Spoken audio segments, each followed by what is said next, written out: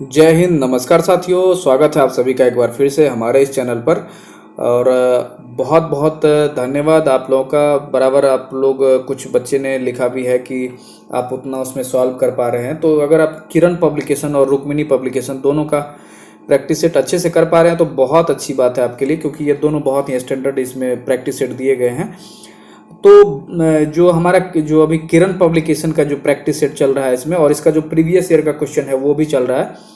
तो दोनों का जो है कंबाइंड करके ये आते रहेंगे और आप दोनों को देखते रहिए। तो हमारा जो है किरण पब्लिकेशन का है 3 जो प्रैक्टिस सेट है वो हो चुका है। आज चलिए चौथा प्रैक्टिस सेट का शुरुआत करते हैं। तो चौथे प्रैक्टिस सेट का जो है पहला प्रश्न हम यहाँ पे देख लेते हैं। पहला प्रश्न देख लीजिए, यहाँ पर है कि निम्नलिखित में से कौन सा वाक्य शुद्ध है। तो इस प्रश्न का जो सही आंसर हो जाएगा आपको वह होगा ऑप्शन नंबर 2, क्या आपने यह पत्र पढ़ लिया है। तो इस प्रश्न का जो सही आंसर हो गया आपको वह है ऑप्शन नंबर 2। ये हिंदी का प्रश्न है। अगला देखिए कि निम्नलिखित में से कौन सा जो है शुद्ध वर्तनी वाला शब्द है। तो इस प्रश्न का जो सही आंसर हो जाएगा ऑप्शन 1, तुष्टीकरण। अगला देखेंगे। अगला है हमारा कि विभावरी का अंतिम प्रहर है, अब प्रातः काल होगा। वाक्य में गाढ़े काले शब्द का पर्यायवाची क्या हो जाएगा। तो इस प्रश्न का जो सही आंसर हो जाएगा आपको वह है ऑप्शन नंबर 1, रात्रि हो जाएगा। अगला प्रश्न देख लेते हैं कि अच्छे कर्मों के प्रति उत्साह श्लाघनीय है, तो बुरे कर्मों के प्रति उत्साह क्या हो जाएगा। तो इस प्रश्न का जो सही आंसर हो जाएगा, इसमें हालांकि सराहनीय होना चाहिए। अच्छे कर्मों के प्रति अगर उत्साह श्लाघनीय है, इसमें देखिएगा बोल्ड किया हुआ है। हिंदी का थोड़ा सा डिफिकल्ट रहता है वर्ड सब। तो इसमें जो इसका सही आंसर हो जाएगा बुरे कर्मों के प्रति उत्साह क्या हो जाएगा, वह निंदनीय हो जाएगा, ऑप्शन नंबर 3। अगला देखिए कि अन्योन्याश्रित के लिए अनेक शब्द इसमें से क्या हो जाएगा। तो इस प्रश्न का जो सही आंसर हो जाएगा ऑप्शन नंबर 3, एक दूसरे पर आश्रित होना। अगला प्रश्न देखेंगे। अगला प्रश्न हो जाएगा हमारा कि निम्नलिखित जो अंग्रेजी वाक्य है उसको हिंदी में अनुवाद करना है, ट्रांसलेशन करना है। Don't know why you are an angry with me. तो इस प्रश्न का जो सही आंसर हो जाएगा आपको वह हो जाएगा ऑप्शन नंबर 1, पता नहीं क्यों आप मुझसे नाराज रहते हैं। तो अगला देख लेते हैं 7 नंबर का जो है, इसमें जो क्रिया विशेषण में भेद लिखिए। तो इस प्रश्न का जो सही आंसर हो जाएगा यही है आपको ऑप्शन नंबर 1। ये जो है मैं उसे भली भांति जानता हूँ, इसमें क्या भली भांति क्या है, तो ये इसका जो है ऑप्शन नंबर 1 हो जाएगा, रीतिवाचक। अगला प्रश्न देखेंगे। विलोम शब्द इसमें चुनना है, जो अपोजिट शब्द है इसका शाश्वत का। तो इस प्रश्न का जो सही आंसर हो जाएगा आपको वह है ऑप्शन नंबर 4, शाश्वत का जो है क्षणिक हो जाएगा। शाश्वत का अर्थ है सदा रहने वाला, एवं क्षणिक का जो अर्थ है कि शीघ्र समाप्त हो जाने वाला।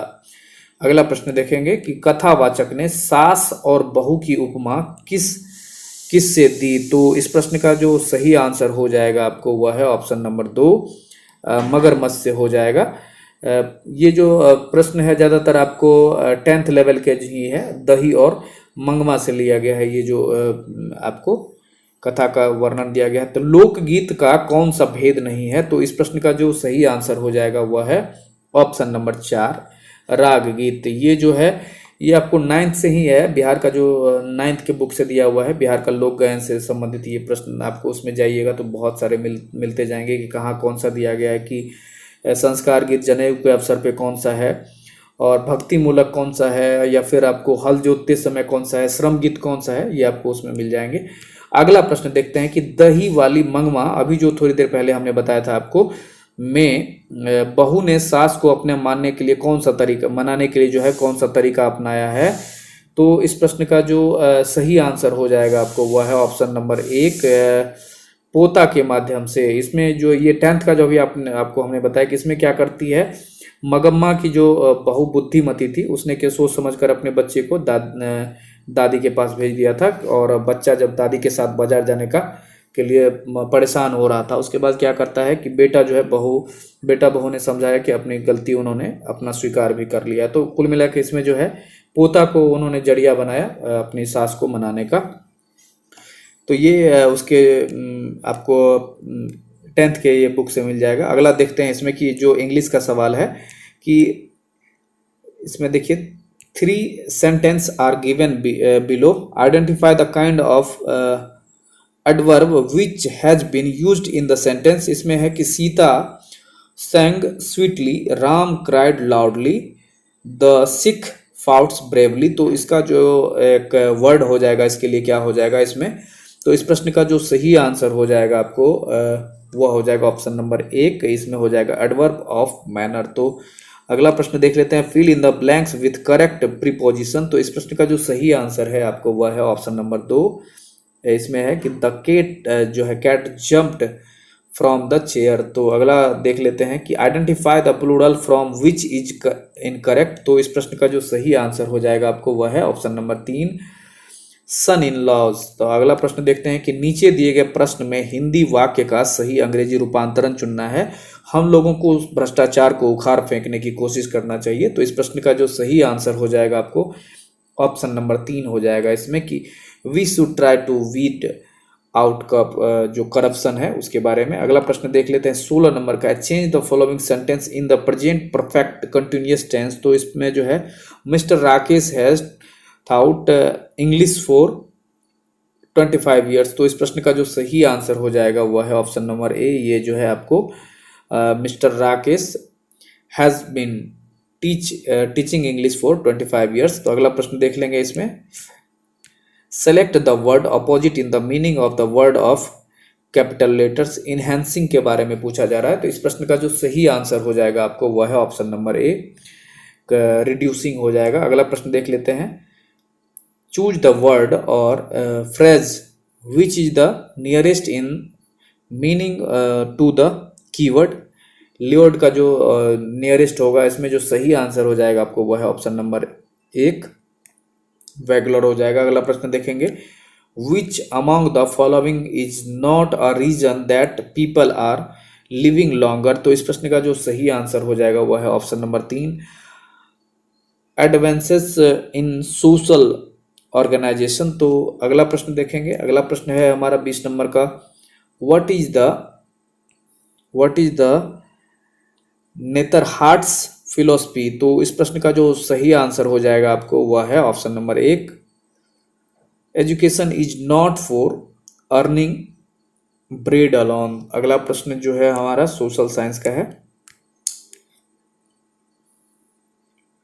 ये प्रश्न को देखिए कि भारतीय संविधान के अंतर्गत जो अवशिष्ट अधिकारों का अर्थ है उसका क्या मीनिंग है। तो इस प्रश्न का जो सही आंसर है वह है आपका ऑप्शन नंबर 4। इसमें क्या है आपको बताते हैं कि इनसे जो रिलेटेड है कि आपको अधिकार भारतीय संविधान के अनुच्छेद 248 के तहत जो अवशिष्ट शक्तियों के बारे में प्रावधान की जो परिकल्पना की गई है उसके संबंध में क्या है कि आपको अधिकार जिनको केंद्रीय सूची, राज्य सूची और समवर्ती सूची में स्पष्ट रूप में शामिल नहीं किया गया उसके संबंध में आपको ये बताया गया है कि भारतीय संसद की जो अवशिष्ट सूची में शामिल विषयों पर कानून बनाने का अधिकार किनको प्राप्त है। तो अगला प्रश्न देख लेंगे हम, मौर्य वंश के तत्काल बाद किस वंश ने आकर मगध पर राज्य शासन किया।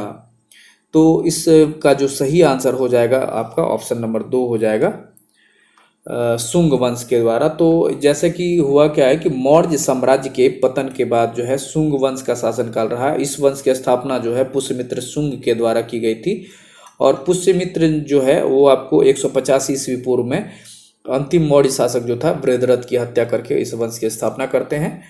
अगला प्रश्न देख लेंगे कि राज्यसभा के लिए राष्ट्रपति के द्वारा कितने सदस्य नामित किए जाते हैं।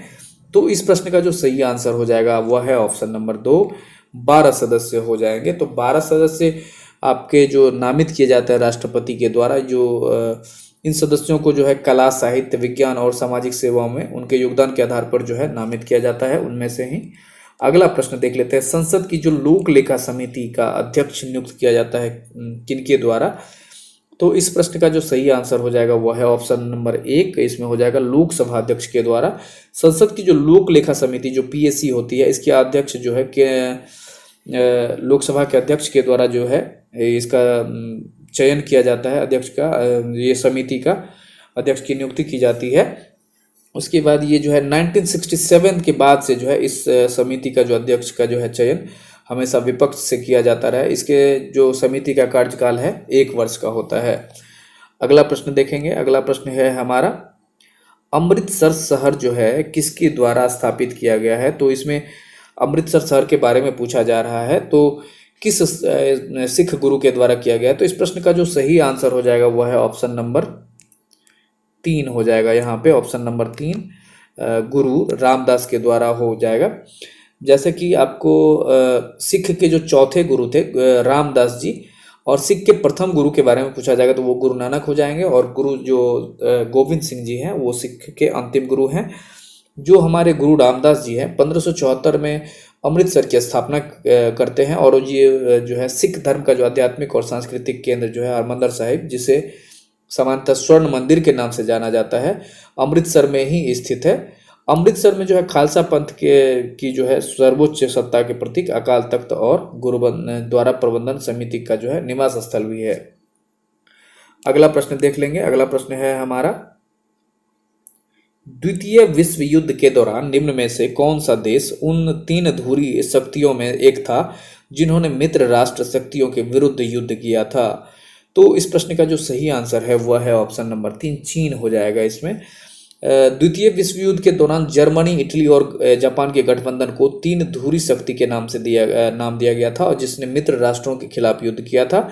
इस गठबंधन का जो है प्रारंभिक दौर में जर्मनी और इटली के मध्य अक्टूबर 1936 में रोम जो बर्लिन धुरी बनी, जिसके उपरांत जो है नवंबर 1936 में सोवियत संघ के खिलाफ जर्मनी और जापान की संधि हुई है।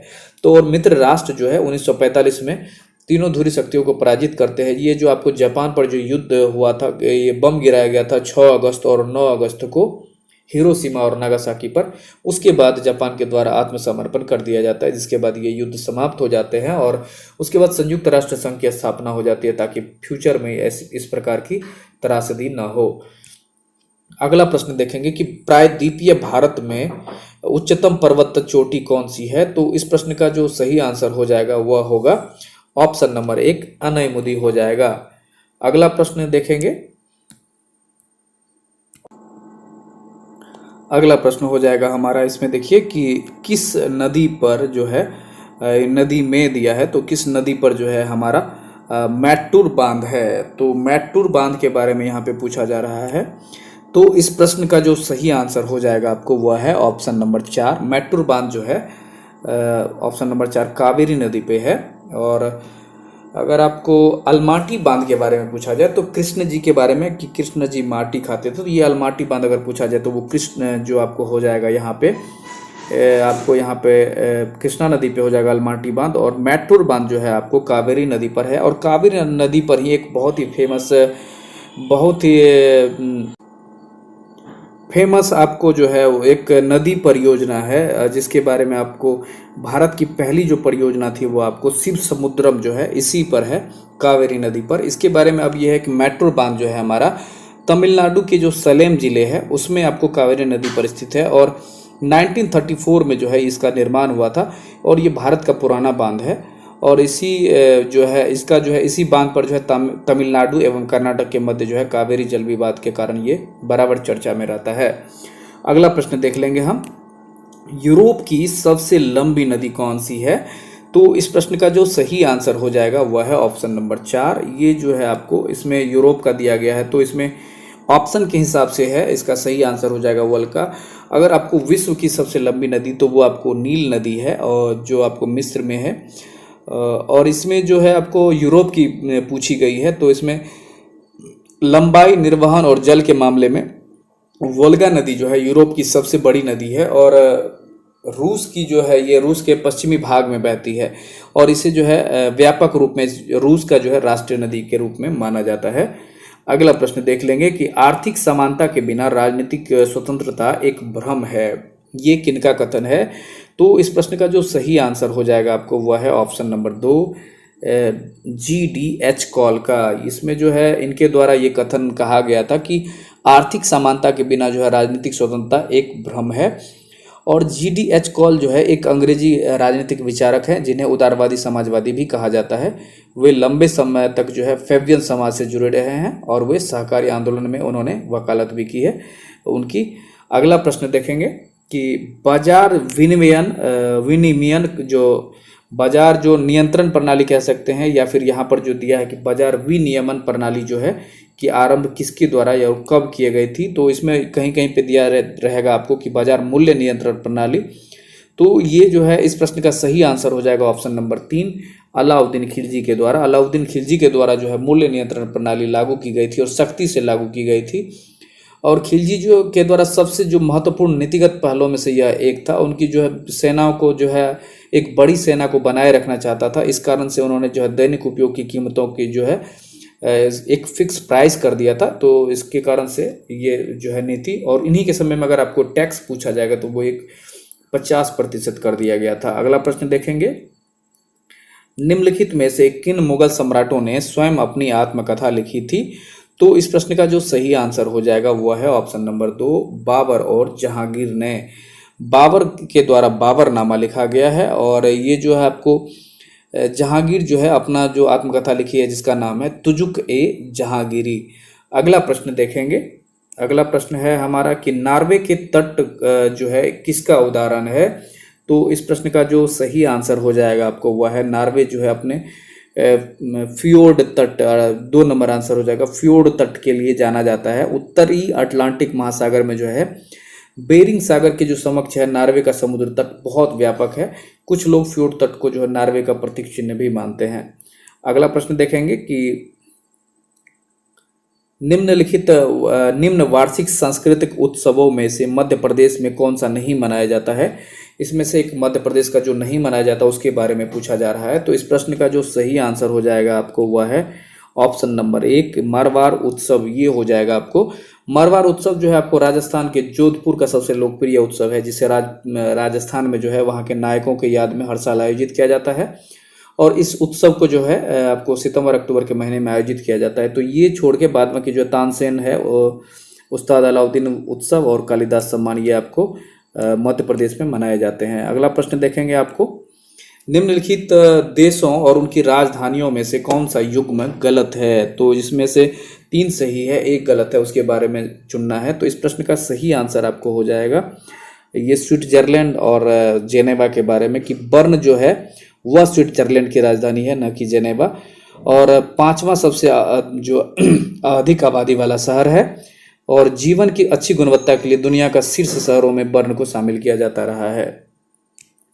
अगला प्रश्न देखते हैं। अगला प्रश्न हो जाएगा हमारा कि सत्यजीत रे द्वारा निर्देशित निम्न फिल्मों में वो कौन सी जो है रविन्द्रनाथ टैगोर द्वारा लिखित कहानी नष्ट नीर पर आधारित है? तो इस प्रश्न का जो सही आंसर हो जाएगा आपको ऑप्शन नंबर 2, ये हो जाएगा आपको चारुलता।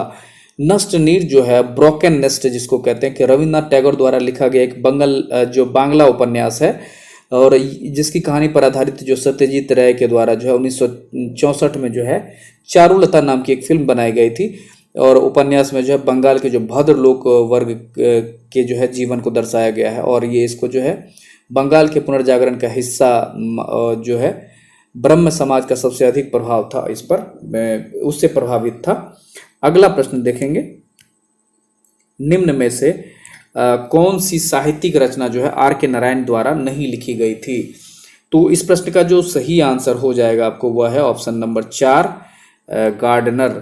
ये जो है आपको आर के नारायण के द्वारा 3 लिखी गई है। तो गार्डनर जो है आपको रविन्द्रनाथ टैगोर की पुस्तक है, और इस पुस्तक में जो है गीतांजलि से भी बेहतर और अधिक वास्तविक है। समाहित छंद इसके बारे में बोला जाता है। अगला प्रश्न देखेंगे, दुनिया की जो पहली महिला प्रधानमंत्री का नाम बताने के लिए बोला गया है। तो इस प्रश्न का जो सही आंसर हो जाएगा आपको वह हो जाएगा ऑप्शन नंबर 2, एस भंडार नायके, जो हम बहुत बार आप लुसेंट में पढ़े होंगे। एस भंडार नायके जो श्रीलंका की जो उस समय में प्रधानमंत्री बनी थी, जब ये 1960 में ये प्रधानमंत्री चुनी गई। ये उस समय जो आधुनिक विश्व की जो है पहली गैर वंशानुगत महिला सरकार की प्रधानमंत्री बनी थी। अगला प्रश्न देखेंगे हम। अगला प्रश्न हो जाएगा हमारा कि संघ राज्य क्षेत्र जो है पांडिचेरी की डैश के साथ सीमा जो साझी सीमा नहीं है। तो इस प्रश्न का जो सही आंसर हो जाएगा वह है ऑप्शन नंबर 3, कर्नाटक हो जाएगा। संघ राज्य क्षेत्र जो पांडिचेरी जो है दक्षिण में फैला है, पुडुचेरी, कराईकला जो कराई कनाल कहते हैं, माहे और यनम के क्षेत्र शामिल है। और जो पुडुचेरी और कराई कनाल जो है तमिलनाडु के परिक्षेत्र में है, जबकि यनम और माहे जो है क्रमशः आंध्र प्रदेश और केरल के परिक्षेत्र में। इस प्रकार जो पांडिचेरी का जो है कोई भी सीमा आपको कर्नाटक के साथ साझा नहीं होता है। अगला प्रश्न देखेंगे, जो विश्व की सबसे कम जनसंख्या वाला देश कौन सा है? तो इस प्रश्न का सही आंसर आपको होगा वेटिकन सिटी। वेटिकन सिटी जो है विश्व का सबसे छोटा देश है एवं सबसे कम जनसंख्या वाला देश है। अगला प्रश्न देखेंगे, अगला प्रश्न हो जाएगा हमारा, ब्रह्मपुत्र नदी के तट पर कौन सा शहर स्थित है? तो इस प्रश्न का जो सही आंसर हो जाएगा ऑप्शन नंबर 3 हो जाएगा डिब्रूगढ़। जो ब्रह्मपुत्र की सहायक नदी जो है बुढ़ी दिहिंग है, असम के जो डिब्रूगढ़ से होकर प्रवाहित होती है। और दिहांग जो है आपको जब वहाँ से ये चलती है नदी ब्रह्मपुत्र, इसको तिब्बत में सांगपो कहा जाता है, अरुणाचल प्रदेश में आएगी तो ये दिहांग हो जाएगी। तो यहाँ जो इसकी एक सहायक नदी जो है बुढ़ी दिहिंग जो है असम के डिब्रूगढ़ से होकर प्रवाहित होती है। डिब्रूगढ़ और लखीमपुर जिले के जो मध्य में ये नदी जो है 2 जलमार्गों में विभाजित हो जाती है और लगभग 100 किलोमीटर का जो अनुप्रवाह के जो बाद दोनों जो जलमार्ग एक बार फिर से मिल जाती है। तो जब ये बीच में नदी जो कट जाती है और इस बीच का जो भाग है वो एक द्वीप का निर्माण करती है, और ये इसी द्वीप को हम लोग माजुली द्वीप के नाम से जानते हैं, जो विश्व का सबसे बड़ा द्वीप है। अगला प्रश्न देखेंगे हम कि एडोल्फ हिटलर ने डैश में आत्महत्या की थी। तो इस प्रश्न का जो सही आंसर हो जाएगा वह है ऑप्शन नंबर 4। जबकि जानते हैं कि हमारा जो 1945 है, जब देखा कि जापान के द्वारा आत्मसमर्पण कर दिया गया है, तो जब ये आपको धुरी राष्ट्र की ओर से थे, तो उसमें में हुआ क्या था कि अडोल्फ हिटलर क्या किए कि 6 अगस्त और 9 अगस्त 1945 को जब ये देखे कि अब वहाँ पे आक्रमण हो गया और ये हिरोशिमा, ये तो बाद की घटना है, उससे पहले ही एडोल्फ हिटलर ने क्या किया था कि वहाँ पकड़ने के कारण से उन्होंने अपने आप को जो है बर्लिन में अपना एक बंकर उनका बना हुआ था, उसमें स्वयं को गोली मार के आत्महत्या कर ली, और उनकी पत्नी जो थी वो साइनाइड की गोली खा ली थी। आत्महत्या से जो पहले है हिटलर के द्वारा दिया गया निर्देश था कि उसके शव को बंकर का जो है जो इमरजेंसी गेट है उसके द्वारा जो है सीढ़ी तक जो है उसमें जो है लाया गया और शव को पेट्रोल में भिगाया गया और बंकर के बाहर रखकर जो उनका गार्डनर में जला दिया गया। तो इनका जो निर्देश दिया गया था ताकि वो मित्र राष्ट्रों के हाथ न लग सके। इस प्रकार उनका ये जो है हिटलर जो है एडोल्फ हिटलर की जो बहुत फेमस पुस्तक है उसका नाम जो है आपको इनको फ्यूहरर भी कहा जाता था, और इनके जो मीन कैंप इनका बहुत ही फेमस पुस्तक है, बहुत बार पूछा जाता है मेरा संघर्ष, और आपको ये नाजी पार्टी से वहाँ पे जुड़े हुए थे, तो इससे इतनी सारी जानकारी मिलेगी आपको। अगला प्रश्न देख लेंगे हम, हुमायूं 1530 से 40 ईस्वी तक किस वंश का हुमायूं 1530 से 1540 तक जो ये रहे हैं, तो उसके बारे में पूछा जा रहा है किस वंश का शासक था।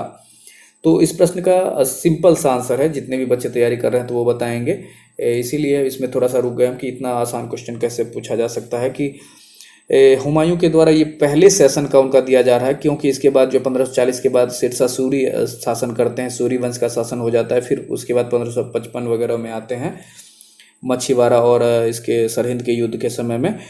तो हुमायूं के बारे में पूछा जा रहा है। तो ये मुगल वंश के जो है, जब आपको बाबर के पुत्र हुमायूं थे और उसके हुमायूं के बेटे, उसके बाद 1556 में अकबर की बात की जा रही है इसमें, तो मुगल वंश हो जाएगा ये। अगला प्रश्न देखेंगे हम, अगला प्रश्न हो जाएगा हमारा कि एशिया की सबसे बड़ी नदी कौन सी है। तो इस प्रश्न का जो सही आंसर हो जाएगा वह है ऑप्शन नंबर 1 हो जाएगा आपको यांगत्जे इसमें लिखा हुआ है। हालांकि इसमें जो है एशिया की सबसे बड़ी यांगत्जे ये जो है यांगटिसिक्यांग इसको के बोल सकते हैं आपको। ये जो है लगभग आपको 6000 किलोमीटर के आसपास 5797 किलोमीटर की इसकी लंबाई है। अगला प्रश्न देखेंगे, गंगा की लंबाई आपको 2525 किलोमीटर आपको भारत में है, टोटल इसकी जो लंबाई 2525 किलोमीटर है। अगला प्रश्न देखेंगे कि एक अंग्रेजी दार्शनिक और चिकित्सक जॉन लॉक के अनुसार कौन सा जो प्राकृतिक अधिकार नहीं है। तो इस प्रश्न का जो सही आंसर है वह है ऑप्शन नंबर 4 का मत देने का अधिकार जो है प्राकृतिक अधिकार नहीं है। अगला प्रश्न देखेंगे कि विजयनगर की जो कला का उदाहरण मिलता है कहाँ मिलेगा। तो इस प्रश्न का जो सही आंसर है आपको वह हो जाएगा ऑप्शन नंबर 2 विजयनगर के बारे में पहले भी हमने कहा था कि संगम वंश की जो स्थापना होती है आपको हम्पी के इस हम्पी साम्राज्य, एक तरह से कह सकते हैं संगम कालीन जो विजयनगर साम्राज्य होते हैं जिसको हरिहर एवं बुक्का के द्वारा इनकी स्थापना की जाती है, तो इसका जो उदाहरण मिलेगा वो हम्पी हो जाएगा इसमें। अगला प्रश्न देखेंगे कि कैमूर पठार किसके लिए प्रसिद्ध है, तो इस प्रश्न का जो सही आंसर हो जाएगा वह है ऑप्शन नंबर 2, ये हो जाएगा चूना पत्थर के लिए। जो कैमूर है हमारा, कैमूर का पठार है आपको सीमेंट और ग्रेड चूना पत्थर और शैलियों के लिए प्रसिद्ध है। यह विंध्य प्रणाली का जो है भाग है। ये जो है परंपरागत रूप से चूना पत्थर, बालू पत्थर, सेल और स्लेट के लिए जाना जाता है। अगला प्रश्न देखेंगे हम कि कुचिपुड़ी नृत्य शैली का उद्गम कहाँ है, तो इस प्रश्न का जो सही आंसर है वह है ऑप्शन नंबर 3, आंध्र प्रदेश हो जाएगा। कुचिपुड़ी जो है आंध्र प्रदेश की नृत्य नाटिका है। इस नृत्य शैली का जो विकास है तीर्थ नारायण और सिद्धेंद्र योगी ने किया था। आंध्र प्रदेश में जो है कुचेलपुरम जो है यहाँ का इस नृत्य शैली का उद्गम स्थल माना जाता है, इसी कारण से है इसका नाम कुचिपुड़ी पड़ जाता है। अगला प्रश्न देखेंगे, भारतीय संविधान की जो 7वीं अनुसूची है वह किन से संबंधित है, तो इस प्रश्न का जो सही आंसर है वह हो जाएगा ऑप्शन नंबर 3, संघ सूची, राज्य सूची और समवर्ती सूची से संबंधित है। अगला प्रश्न देखेंगे कि भारतीय वायुसेना के कैप्टन का जो समकक्ष भारतीय थल सेना में क्या हो जाएगा, तो इस प्रश्न का जो सही आंसर हो जाएगा आपको वह हो जाएगा ऑप्शन नंबर 1, कर्नल हो जाएगा। अगला प्रश्न देखेंगे, भारत में किस ब्रिटिश गवर्नर जनरल ने हड़प नीति द डॉक्ट्रिन ऑफ लैप्स का जो चलन प्रारंभ किया था, तो इस प्रश्न का जो सही आंसर हो जाएगा ऑप्शन नंबर 1, लॉर्ड डलहौजी के द्वारा। लॉर्ड डलहौजी का जिनका शासनकाल ये आपको 1848 से आपको 1856 अर्थात 1848 से 56 तक रहा। इनके शासनकाल में जो है सबसे जो कुख्यात आपको न्यूट्रियस आपको पॉलिसी कह सकते हैं वो आपको डॉक्ट्रिन ऑफ लैप्स जो राज्य हड़प की नीति थी, और इसके कारण से ही अगला जो गवर्नर जनरल जो लॉर्ड कैनिंग होते हैं उनके शासनकाल में आपको भारत का जो है प्रथम स्वतंत्रता संग्राम जो सिपाही विद्रोह हुआ था। अगला प्रश्न देखेंगे कि पंपास के जो समशीतोष्ण कटिबंधीय घास के मैदान कहाँ पे हैं, तो इस प्रश्न का जो सही आंसर हो जाएगा आपको वह होगा ऑप्शन नंबर 1, इसमें हो जाएगा अर्जेंटीना। अर्जेंटीना जो है ये आपको पंपास जो है दक्षिण अमेरिका का समशीतोष्ण कटिबंधीय घास के मैदान है, और पंपास उत्तरी अमेरिका के जो प्रेयरीज जो उत्तरी अमेरिका में जो घास के मैदान है उसको प्रेयरीज कहा जाएगा। एशिया में स्टेपी कहा जाएगा उसको, यूरेशिया में, यूरोप में भी कह सकते हैं उसको, यूरेशिया में उसे स्टेपीज कहते हैं। अगर वही आपको दक्षिण अफ्रीका में वेल्ड हो जाएगा। उसके बाद ऑस्ट्रेलिया में पूछ लिया जाए तो डाउन्स हो जाएगा। अफ्रीका में आपको सवाना हो जाएगा। इस प्रकार से होते हैं अलग अलग जगह अलग अलग नाम। अगला प्रश्न देखते हैं कि लोकसभा में कितनी सीटें अनुसूचित जाति और अनुसूचित जनजाति के प्रतिनिधियों के लिए आरक्षित है, तो इस प्रश्न का जो सही आंसर हो जाएगा वह है ऑप्शन नंबर 4, 131 हो जाएगा। लोकसभा में जो अनुसूचित जाति और अनुसूचित जनजातियों के लिए स्थानों का जो आरक्षण है वो आपको हमारे भारतीय संविधान के अनुच्छेद 330 में क्या है उपबंध के आधार पर किया गया है, जो उसमें दिया हुआ है कि अनुसूचित जातियों के लिए लोकसभा में 84 सीटें और अनुसूचित जनजाति के लिए 47 सीटें रिजर्व रहेगी। अगला प्रश्न देखेंगे कि लोथल की खुदाई से किस सभ्यता का पता चला, ये तो बहुत ही आसान क्वेश्चन है, तो इस प्रश्न का सही आंसर हो जाएगा ऑप्शन ए, सिंधु घाटी सभ्यता का। लोथल की खुदाई से जो है सिंधु घाटी सभ्यता का पता चलेगा, और लोथल जो है उसके उत्खननकर्ता एस.आर. राव थे, और लोथल जो है बहुत ही फेमस उस समय में जो है वो सिंधु घाटी सभ्यता का बंदरगाह था, जो कि भोगवा नदी के तट पर और गुजरात राज्य में स्थित है। अगला प्रश्न देखेंगे, भारत में संभावित तेल जो स्रोत हैं रिसोर्स वो कौन से हैं, तो इस प्रश्न का जो सही आंसर हो जाएगा वह है ऑप्शन नंबर 4। इसमें आपको तमिलनाडु है, असम है और गुजरात है। ये सारे जो है आपको संभावित तेल स्रोत जो रिसोर्स क्षेत्र हैं वहाँ पे हैं। अगला प्रश्न देखेंगे कि बिहार के गया संग्रहालय की स्थापना कब हुई थी, तो जो गया म्यूजियम की इसमें बात की जा रही है, तो इस प्रश्न का जो सही आंसर है ऑप्शन नंबर 2 हो जाएगा 1970 में। अगला प्रश्न देखेंगे, बिहार में ज्ञान निकेतन पुस्तकालय कहाँ स्थित है, तो इस प्रश्न का जो सही आंसर हो जाएगा आपको ज्ञान निकेतन पुस्तकालय जो है आपको ऑप्शन नंबर 3 हो जाएगा, परसौनी जो है सीतामढ़ी में है। परसौनी जो आपको सीतामढ़ी चौक है वहीं पर आपको ज्ञान निकेतन पुस्तकालय जो फेमस है आपको बिहार का, वो आपको मिल जाएगा। अगला प्रश्न देखेंगे कि विधानसभा चुनाव 2010 में किस दल को सर्वाधिक सीटें प्राप्त हुई। तो इसमें 2010 के बारे में पूछा जा रहा है, तो ये आपको उतना इम्पोर्टेंट नहीं है, ये उस समय का पूछा गया, फिर भी यहाँ पे 2010 के बारे में पूछा जा रहा है तो आपको ये इम्पोर्टेंट है। तो इस प्रश्न का सही आंसर हो जाएगा ऑप्शन नंबर 2, इसमें जदयू हो जाएगा, जो नीतीश कुमार के जो नेतृत्व में राष्ट्रीय जनतांत्रिक गठबंधन, जो उस समय बीजेपी और इनकी अलायंस की सरकार बनी थी।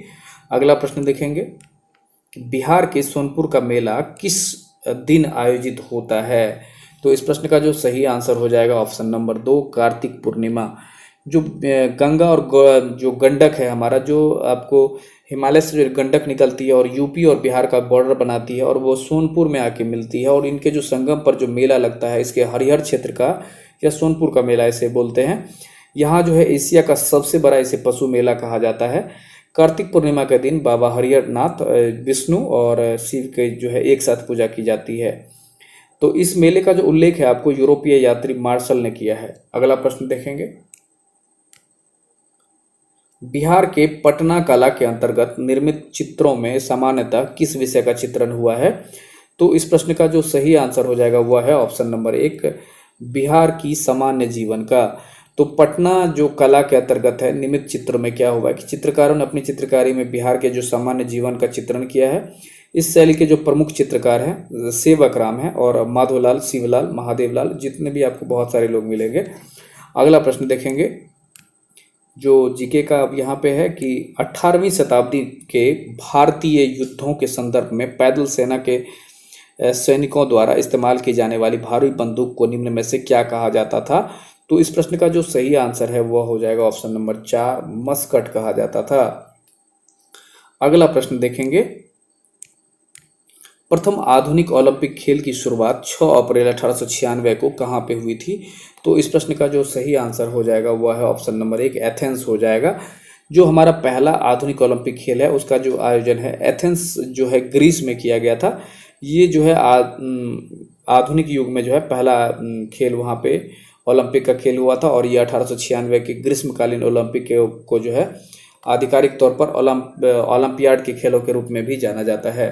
अगला प्रश्न देखेंगे हम कि दिल्ली के सुल्तानों के शासनकाल के दौरान एक पांडुलिपि तैयार करने के लिए 4 चरण आवश्यक होते थे, निम्नलिखित में से कौन सा चरण उनमें आवश्यक नहीं था। तो इस प्रश्न का जो सही आंसर हो जाएगा आपको वह है ऑप्शन नंबर 3, पाठ को संपादित करना, ये आवश्यक नहीं था। अगला प्रश्न देखेंगे कि अशोक चक्र से सम्मानित होने वाली प्रथम भारतीय महिला कौन है। तो इस प्रश्न का जो सही आंसर हो जाएगा आपको वह है ऑप्शन नंबर एक मिनट, अशोक चक्र से सम्मानित होने वाली प्रथम भारतीय महिला के बारे में पूछा जा रहा है।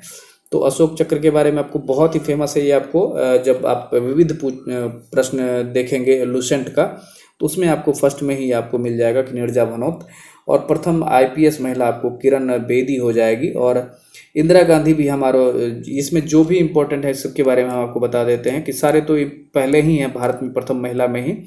तो नीरजा भनोत को जो है प्रथम अशोक चक्र से सम्मानित आपको 1986 में किया गया था, और ये जो है अशोक चक्र पाने वाली प्रथम भारतीय महिला थी। और इनका जो है उसके बाद जो है किरण बेदी जो है हमारे भारत की पहली महिला पुलिस आईपीएस पदाधिकारी बनी, और इंदिरा गांधी हमारे भारत की प्रथम महिला प्रधानमंत्री। प्रथम बार इनको कोई महिला को भारत रत्न से सम्मानित किया गया, और सरोजिनी नायडू जो है हमारे जो है प्रथम भारत की महिला राज्यपाल बनी, और भारतीय राष्ट्रीय कांग्रेस की प्रथम भारतीय महिला अध्यक्ष भी सरोजिनी नायडू आपको 1917 में बनती है, 1917 ईस्वी में।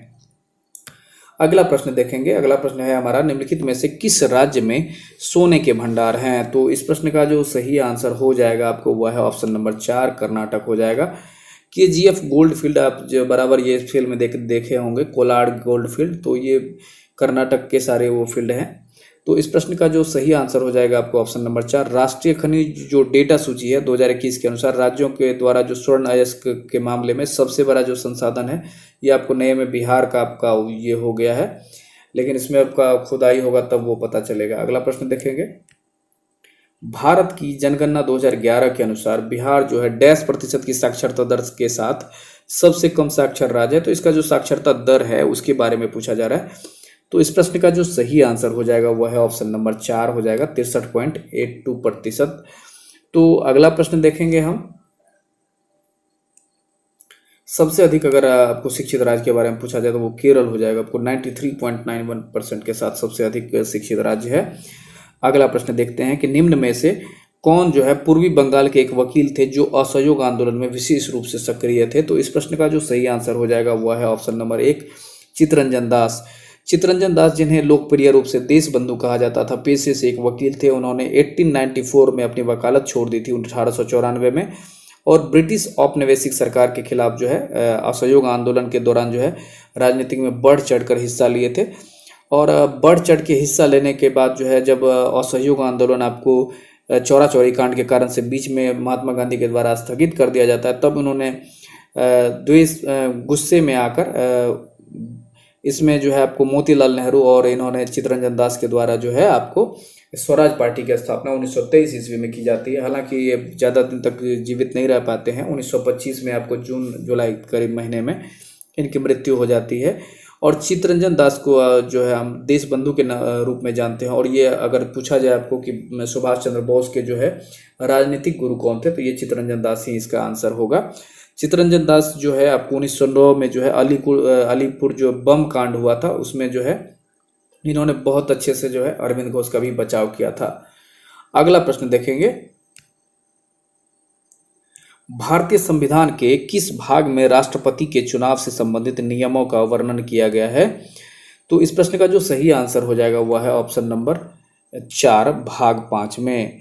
तो इसमें जो है भारतीय संविधान के भाग 5 में के जो तहत है अनुच्छेद 55 का जिक्र किया गया, जिसमें राष्ट्रपति चुनाव से संबंधित नियमों से संबंधित है, जिसमें कहा गया है कि राष्ट्रपति का जो चुनाव है अनुपातिक प्रतिनिधित्व प्रणाली के अनुसार जो है एकल जो है संक्रमणीय मत प्रणाली के माध्यम से होगा। और ऐसे चुनाव में जो है मतदान जो है गुप्त मतदान द्वारा होता है। जो एकल संक्रमणीय पद्धति होता है उसमें आपको ऑप्शन के हिसाब से फर्स्ट प्रेफरेंस किसे देना चाहते हैं, सेकंड किसे देना चाहते हैं, थर्ड किसे, इस प्रकार से होता है। अगला प्रश्न देखेंगे, रंगीनथिट्टू पक्षी अभ्यारण्य कहाँ स्थित है। ये प्रश्न बहुत बार परीक्षा में पूछे गए हैं। रंगीनथिट्टू पक्षी अभ्यारण्य कहाँ है। तो इस प्रश्न का सही आंसर हो जाएगा ऑप्शन नंबर 2, कर्नाटक हो जाएगा। रंगनाथिट्टी जो पक्षी अभ्यारण्य है कर्नाटक के जो है पक्षी काशी के रूप में भी इसे जाना जाता है। अगला प्रश्न देखेंगे, जीडीपी का जो है प्रमुख उपयोग क्या है। तो इस प्रश्न का जो सही आंसर हो जाएगा वह है ऑप्शन नंबर 2, किसी देश की अर्थव्यवस्था की स्थिति का आकलन करना। इससे जो है जीडीपी का अर्थ होता है सकल घरेलू उत्पाद अर्थात ग्रोस डोमेस्टिक प्रोडक्ट। तो इसमें क्या होता है, इसका मुख्य उद्देश्य क्या होता है, किसी देश की जो आर्थिक व्यवस्था जो अर्थव्यवस्था के स्वास्थ्य पर नजर रखना। ये क्या होता है कि ये जो है पूरे जो देश के अंदर जो सीमा है उसके भीतर जो विशिष्ट समय में अवधि में उत्पादित सभी वस्तुओं और सेवाओं के मूल्य का प्रतिनिधित्व करता है। जीडीपी का उपयोग जो है यह निर्धारित करने के लिए भी किया जाता है कि कोई देश की जो अर्थव्यवस्था बढ़ रही है या घट रही है। अगला प्रश्न देखेंगे हम, जो साइंस का क्वेश्चन है कि 2 रासायनिक पदार्थ X एवं Y मिलकर उत्पाद P बनाते हैं। तो इसमें क्या हो जाएगा। तो इस प्रश्न का जो सही आंसर हो जाएगा ऑप्शन नंबर 4 हो जाएगा। इसमें 1 मिनट,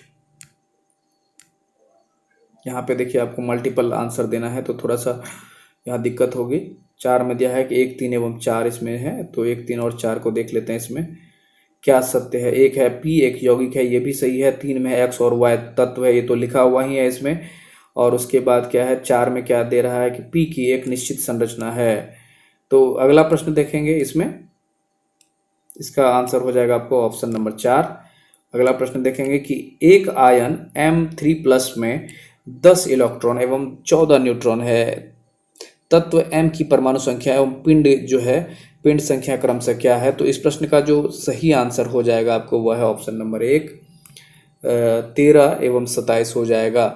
13 आप जानते हैं 13 के बारे में, अगर 13 जो परमाणु संख्या किस तत्व की है तो उसके बारे में आप कमेंट बॉक्स में दीजिएगा। अगला प्रश्न देखेंगे,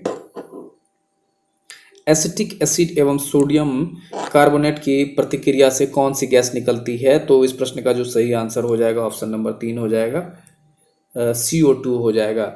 अगला प्रश्न देखेंगे, निम्नलिखित प्रतिक्रिया की प्रकृति बताएं, जो इसका नेचर है उसके बारे में। तो इस प्रश्न का सही आंसर हो जाएगा ऑप्शन नंबर 2। ये थोड़ा सा जो साइंस के क्वेश्चन है थोड़े से डिफिकल्ट हैं, जो आप थोड़ा सा रोक के और डिटेल में देखेंगे, जिसमें लेड ऑक्साइड के बारे में, आयोडाइड के बारे में दिया गया है, PbAl2 के बारे में एवं पोटेशियम नाइट्रेट का निर्माण करता है। ये दोनों द्विस्थापन जो प्रक्रिया है इसके बारे में। अगला प्रश्न देखेंगे, दो वस्तुएं जिनकी मात्रा 1 ग्राम एवं 4 ग्राम है के संवेग समान है, उसकी गतिज ऊर्जा का अनुपात क्या है। तो इस प्रश्न का जो सही आंसर हो जाएगा वह है ऑप्शन नंबर 1, 4:1 का अनुपात हो जाएगा। अगला प्रश्न देखेंगे, कीचड़ कवच मड गार्ड का जो कार्य होता है किस सिद्धांत पर आधारित है। तो इस प्रश्न का जो सही आंसर हो जाएगा वह है ऑप्शन नंबर 2, दिशा जड़त्व के आधार पर। अगला प्रश्न देखेंगे कि एक लड़का एक दूरस्थ पहाड़ी से अपने आवाज की प्रतिध्वनि 1 सेकंड बाद सुनता है। ध्वनि की गति 340 मीटर प्रति सेकंड है। लड़के से पहाड़ी की दूरी कितनी है। तो इस प्रश्न का जो सही आंसर हो जाएगा आपको वह है ऑप्शन नंबर 3, 170 मीटर। अगला प्रश्न देखेंगे कि निम्नलिखित विद्युत परिपथ में प्रवाहित धारा का मान क्या हो जाएगा। तो इस प्रश्न का जो सही आंसर हो जाएगा ऑप्शन नंबर 4 हो जाएगा, 0.75 एम्पियर हो जाएगा। अगला प्रश्न देखेंगे, भारी पानी में साधारण साबुन काम नहीं कर सकता है क्योंकि इसमें क्या हो जाता है। तो इस प्रश्न का जो सही आंसर हो जाएगा वह है ऑप्शन नंबर 1 हो जाएगा, Ca2+ और Mg2+ आयनों के साथ अवक्षेप की रचना होती है। अगला प्रश्न देखेंगे, साइंस के क्वेश्चन सब थोड़ा डिफिकल्ट हैं, इसे जरूर आप लोग अपने से डिटेल में देखेंगे क्योंकि इंटर लेवल के सारे हैं। 80 नंबर का क्वेश्चन देखिए, एक सी स्थूलता के 2 पिंडों का एक ही समय पर समान गति से एक मीनार की चोटी से फेंका जाता है। एक पिंड X ऊर्ध्व रूप से नीचे फेंका गया है, दूसरा पिंड Y समतल फेंका गया है, तो उसमें से क्या हो सकता है। तो इस प्रश्न का जो सही आंसर हो जाएगा आपको वह है ऑप्शन नंबर 1, दोनों जो है जमीन की सतह पर एक सी गतिज ऊर्जा के साथ पहुंचते हैं। अगला प्रश्न देखेंगे, आपको कैमरे में किस प्रकार के लेंस का उपयोग में लाया जाता है। तो इस प्रश्न का जो सही आंसर है ऑप्शन नंबर 1, कॉन्वेक्स मिरर जो उत्तल लेंस होता है उसका यूज किया जाता है। जब देखेंगे उसका लेंस है तो वो थोड़ा सा उठा हुआ रहता है। अगला प्रश्न देखेंगे कि किसी मनुष्य के लिए नदी के जल की अपेक्षा समुद्र के जल में तैरना अधिक सरल होता है, क्यों ऐसा जो है। इस प्रश्न का जो सही आंसर हो जाएगा वह है ऑप्शन नंबर 2, समुद्र का जो समुद्री जल का घनत्व है नदी के जल के घनत्व से अधिक हो जाता है। अगला प्रश्न देखेंगे हम। अगला प्रश्न है हमारा, पानी से लोहा तथा मैग्नीज किस प्रक्रिया से हटाए जाते हैं। तो इस प्रश्न का सही आंसर हो जाएगा ऑप्शन नंबर 4, वायु मिश्रण से। पानी से लोहा तथा मैग्नीज किस प्रक्रिया से हटाए जाते हैं। तो इस प्रश्न का जो है पानी से लोहा तथा जो मैग्नीज है और वायु मिश्रण के द्वारा हटाया जाता है, एरिएशन के द्वारा। तो इस प्रश्न का सही आंसर हो गया। अगला प्रश्न देख लेते हैं कि किस रेडियो सक्रिय पदार्थ का जो है आधा जीवन, हाफ लाइफ जो है 4 महीने का होता है, जिसका जो 3/4 भाग कितने महीने में नष्ट हो जाता है। तो इस प्रश्न का जो सही आंसर हो जाएगा आपको वह है ऑप्शन नंबर 1, 8 महीने में। अगला प्रश्न देख लेंगे कि एक लड़की एक बड़े समतल दर्पण से 5 मीटर दूरी पर खड़ी है, वह दर्पण की ओर कितना चले कि वह अपने प्रतिबिंब से 2 मीटर दूर हो जाए। तो इस प्रश्न का जो सही आंसर हो जाएगा आपको, देखिए इसमें जबकि समतल दर्पण के बारे में आपको जब भी पूछा जाए कि प्रश्न, तो इसमें क्या होता है कि अपना प्रतिबिंब देखने के लिए अपने से आधे दर्पण की आवश्यकता होती है। तो यहाँ पे इस प्रश्न का जो आंसर हो जाएगा आपको ऑप्शन नंबर 4 हो जाएगा। जैसे कि दिया गया है कि समतल दर्पण में जो प्रतिबिंब होता है उतनी ही दूरी पर बनना है जितनी जो है दूरी पर उसके वस्तु उसके सामने है। तो अतः वस्तु का प्रतिबिंब के बीच 2 मीटर दूर होने के लिए जो होता है वस्तु के प्रतिबिंब 1 मीटर आगे होने चाहिए। तो इसलिए क्या करना चाहिए, लड़की को दर्पण की ओर जो है एक जो है कदम इसमें से आप ले सकते हैं पीछे, मीटर की दूरी पर खड़ी है तो और थोड़ा सा आगे चलना चाहिए दर्पण की ओर, तो 4 मीटर वो इसका सही आंसर हो जाएगा। अगला प्रश्न देखेंगे, निम्नलिखित में से कौन जो है कीटहारी पादप है। तो इस प्रश्न का सही आंसर हो जाएगा ऑप्शन नंबर 4, ड्रोसेरा हो जाएगा। कीटहारी पादप जो होते हैं वैसे मांसाहारी पौधे होते हैं जो कीड़े मकोड़े और क्रेटेशियन का जो कण है शिकार को नाइट्रोजन प्राप्त करने के लिए उसको ये करते हैं, उसको अपने अंदर ले लेते हैं और उनसे उसको नाइट्रोजन की प्राप्ति हो जाती है। अगला प्रश्न देखेंगे कि बीज प्रस्तुति किससे नियंत्रित होती है। तो इस प्रश्न का सही आंसर हो जाएगा ऑप्शन नंबर 1 एब्सिसिक अम्ल हो जाएगा। अगला प्रश्न देखेंगे कि द्विबीजपत्रियों में परागकण होते हैं, द्विबीजपत्रियों में परागकण में होते हैं, तो इस प्रश्न का सही आंसर हो जाएगा ऑप्शन नंबर 2 3 जनन क्षेत्र होते हैं। अगला प्रश्न देखेंगे कि ओटेक का पूरा रूप क्या है, अर्थात इसमें फुल फॉर्म पूछा जा रहा है ओटेक के बारे में। तो इस प्रश्न का जो सही आंसर हो जाएगा आपको वह है ऑप्शन नंबर 4। ये जो है आपको संबंधित है, देखिए कि ओशन थर्मल एनर्जी कन्वेंशन, ये जो है आपको महासागर की जो सतह एवं गहराइयों पर जो स्थित जल के तापांतर को ऊर्जा के रूप में जो प्रयोग किया जाता है तथा इस ऊर्जा के दोहन के लिए जो सागरीय तापीय ऊर्जा रूपांतरण किया जाता है उससे संबंधित इस युक्ति को प्रयोग किया जाता है ओटेक। तो अगला प्रश्न देखेंगे कि कालाजार किससे संचारित होता है, तो इस प्रश्न का जो सही आंसर हो जाएगा आपको वह है ऑप्शन नंबर 4 सिकता जो मक्खी है। कालाजार आपको धीरे धीरे विकसित होने वाला एक देसी रोग है जो एक कोशिकीय परजीवी या जीनस लिस्मानिया से होता है, जिससे मक्खी कालाजार का रोग वाहक होती है। तो अगले प्रश्न की ओर बढ़ेंगे। अगला प्रश्न मैथ का है। इस प्रकार ये जो है 90 नंबर का इस प्रैक्टिस सेट का अंतिम सवाल था और ये प्रैक्टिस सेट अभी समाप्त होता है। तो आप लोगों से अनुरोध है कि जितने भी प्रैक्टिस सेट आपको दिए जा रहे हैं उस प्रैक्टिस सेट को आप कोई भी कमी करने का प्रयास न करें। और आप देख भी रहे हैं कि कितने डिटेल और में क्वेश्चन आपको थोड़ा सा डीप में क्वेश्चन दिया जा रहा है। तो आप जो भी प्रयास करें, क्योंकि दिन प्रतिदिन आपको क्वेश्चन का लेवल थोड़ा सा बढ़ता जा रहा है, तो आपको भी उतने ही मेहनत से पढ़ाई करनी होगी। और जिस क्वेश्चन में आपको लगे कि इसके बारे में आप कुछ डिटेल जानकारी जानते हैं तो उसको क्या कीजिए कि आप कमेंट बॉक्स में क्वेश्चन नंबर देके लिखने का प्रयास कीजिए, क्योंकि अगर आप जिस क्वेश्चन को आप कमेंट बॉक्स में या कहीं पर लिखेंगे तो वो निश्चित है कि वो क्वेश्चन आप नहीं भूलेंगे। तो लिखने का प्रयास जरूर कीजिए। अगर आपको लगे कि कुछ क्वेश्चन का आप आंसर डिटेल में जानते हैं तो उसे आप कमेंट बॉक्स में लिखिए जरूर। आपसे मिलेंगे फिर से एक नई वीडियो में। तब तक के लिए अगर आप हमारे इस चैनल पे और सब जो वीडियो जो सीरीज बनी हुई है रुक्मिणी पब्लिकेशन का, उसे अगर आपने नहीं देखा है तो जाइए सारे वीडियो को देखिए। और जितने भी शॉर्ट्स हैं 10 सेकंड के बहुत ही इंपॉर्टेंट शॉर्ट्स हैं, तो जाइए उन सबों को भी देखिए। मिलेंगे एक नई वीडियो में, तब तक के लिए।